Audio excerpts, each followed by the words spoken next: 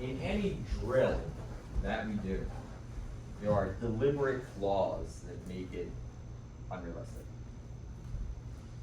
Does that make sense to everybody? If karate is for fighting and ultimately is for hurting someone, and anybody get hurt tonight? By definition, everything we did failed by that criteria. And it's by design, of course. We want our training to be relatively safe. Makes sense? But it's important that we identify it and we think about it. So what are the flaws here?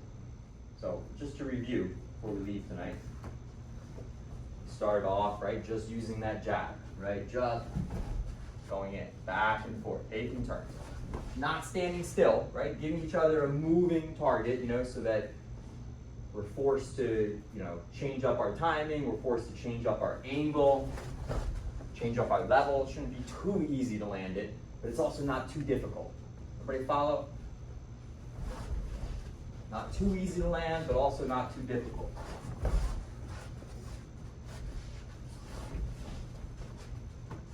From there, we added the right arm, right? You can still double it up. And we added that back leg, the classic setup, one I'm a big fan of. Wow. Everybody got it? So what's the number one thing? Is you're getting close. So it's easy. What happens in sparring? At least that's something I need to worry about. It's not always the case. A lot of the time, if my timing is good and I set it up right, I can catch him at a moment that he's not prepared. And that's how you land strikes. It's one of the main issues we run into with landing a strike.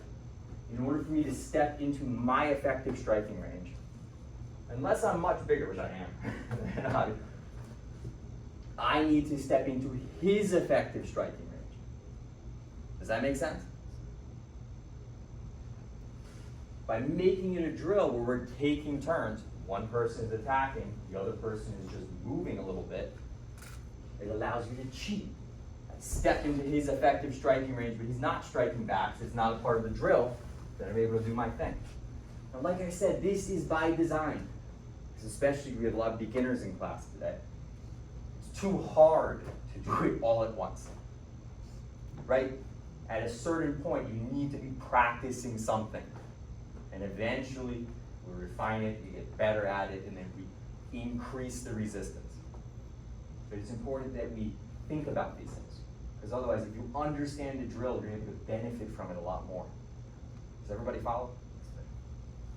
So that was the issue. That's something to be careful of. Next time we spar, think about it. That's a luxury you're not going to have. If you step in too close, you got to worry, wow, about getting hit. And as we refine it more, right, I don't want to, and when you get better at this kind of drilling, you can stop using those little cheats, right? Where I'm disciplined, I'm not going to allow myself to just step in where he could hit me, but he doesn't because it's the drill, and it's easy for me to land my techniques. I'm going to be more disciplined, even though we're still drilling now. I'm going to stay farther away and then go in. Does that make sense to everybody?